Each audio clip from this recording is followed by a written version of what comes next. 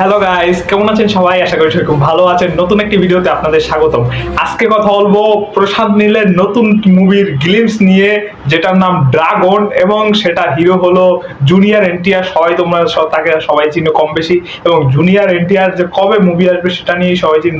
ধরো তার যে দেবারার মুভি ছিল, দেবারার পর তার অন্য কোনো প্রজেক্ট আসছে না, এবং এই যে এই মুভিটার গ্লিমস আসছে ড্রাগন, এই মুভিটার গ্লিমস ধরো আরো আগে আসার কথা। কারণ এটা 2021 সাল 22 সাল থেকে ভাই আসবে আসবে আসবে, কবে আসবে সেটা নিয়েই মানুষ দর্শকদেরকে আশা দিয়ে যাচ্ছে প্রশান্ত নীল। কিন্তু সালার এসে পড়লো, তারপর এখনো খোঁজ খবর নেই। ফাইনালি এটার গ্লিমস এসে পড়েছে, এবং এই গ্লিমসটা নিয়ে আজকে কথা বলবো। ভাই এটা গ্লিমস বলবো না টেইলার বলবো সেটাই ভাবতেছি, কারণ 4.5 মিনিটের প্রায় গ্লিমসটা ভাই। টেইলারের তো বড় মনে হয় একটা। আমি যখন দেখতে বসেছি আমি দেখলাম যে 4.5 মিনিটের যে গ্লিমস এটা দেখে ভাবছি যে ভাই পুরো কাহিনী কি দেখানো হবে, কিন্তু না ভাই। যে গ্লিমসটা দেখে ধরো আমার মাথায় চিন্তা ভাবনা হলো, না ভাই কাহিনীর ধরো যে 1% শুধু দেখিয়েছে, আরো 99% এখনো বাকি আছে ভাই। তুমি এখনো দেখে বুঝে মানে যে 4.5 মিনিটের ক্লিপ দেখানো হয়েছে, তারপরও মুভির ধরো তুমি কাহিনী সম্পর্কে অতটা ধরো জানতেও পারবে না যে ভাই, যে বুঝতেও পারবে না যে কি দেখানো হবে, যে ভাই কি হবে মুভিতে। একটা কথা বলে রাখি, এটা হলো প্রশান্ত নীলের মুভি, এবং তাকে তো তোমরা সবাই কম বেশি চিনো। তার কেজিএফ চ্যাপ্টার 2, কেজিএফ 1 যেটা ম্যাসিভ ব্লকবাস্টার হয়েছে, এবং তার যে প্রবাসের সাথে যে সালার এসেছে সেই মুভিটাও ম্যাসিভ সাকসেস হয়েছে, এবং সবাই তার পরবর্তী নেক্সট প্রজেক্ট কি হবে সেটা নিয়েই আসা ছিল।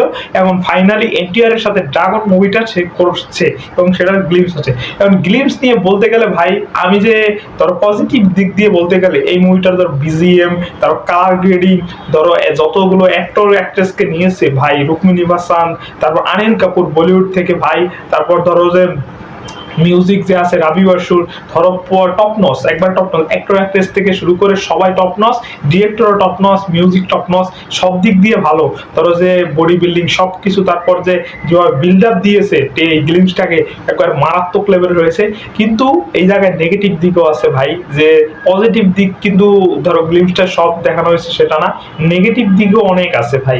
কিন্তু ধরো যেইভাবে প্রেজেন্টেশনটা করেছে সেইভাবে নেগেটিভ দিকগুলো পিছনে সরে গেছে। এখন নেগেটিভ দিকের কথা বলতে গেলে, যে প্রথম যে শর্টগুলো দেখানো হয়েছে, যে ট্রেডিং কোম্পানি বা তাদের যে বিভিন্ন এই কিভাবে কি গ্রো করে, তাদের যে বিভিন্ন গাজার, তারপর নেশাপাতি দ্রব্যাদি সব দেখানো হয়েছে, পিছনের যে কাহিনী ধরো ইংরেজরা শাসন করেছে বা তারপর কি করেছে সেইটা দেখানো হয়েছে, সেটা এই ফিল হয় ভাই, এটা বাস্তব।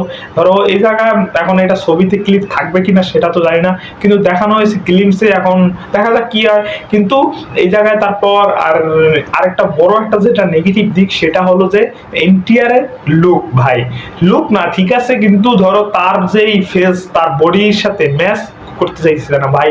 আমি যখন প্রথম শটটা দেখছিলাম তার চেহারার শটটা, তখন আমার কনফিউশন হয়েছে ভাই এটা কি এনটিআর আসলে? তার এতটা ধরো বডিটা ঠিক আছে ভাই, যখন ত্রিপলার এসেছিল তখন যে তার বডি ট্রান্সফরমেশন হয়েছে, তখন তার চেহারার সাথে একটা লুকের সাথে করে মিলে গেছে। কিন্তু এইটার ধরো তার বড় দাড়ি, তারপর তার এই যে ওয়েট কম, সবকিছু মিলিয়ে একটা ধরো মিলছে না আর কি, যে ভাই খাপ খাচ্ছে না আর কি ওরকম। এই জায়গায় যদি ইয়াস বা প্রবাস হতো তাহলে যে আর কি ভালো হতো।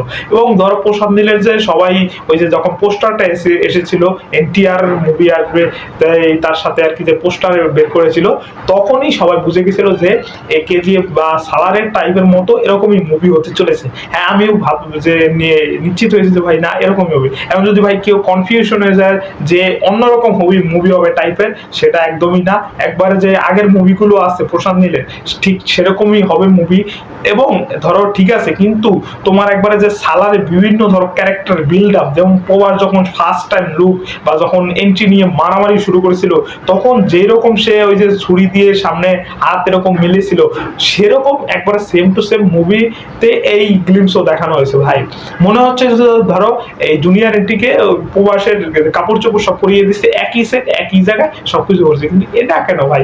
কিন্তু হ্যাঁ, আরেকটা কথা বলতে গেলে, যে এটার কাহিনী যেটা দেখানো হয়েছে, সেই কাহিনী দুটো ট্রেডিং কোম্পানির ভিতরে ধরো সবাইকে ভিলেন দেখানো হয়েছে, এবার নায়ক ও ভিলেন ভাই এখন কি যে করছে ভাই কে জানে ভাই। সামনে ট্রেলার আসলে আরো ভালোভাবে বোঝা যাবে এবং এটা সামনের বছর আসবে মুভিটা।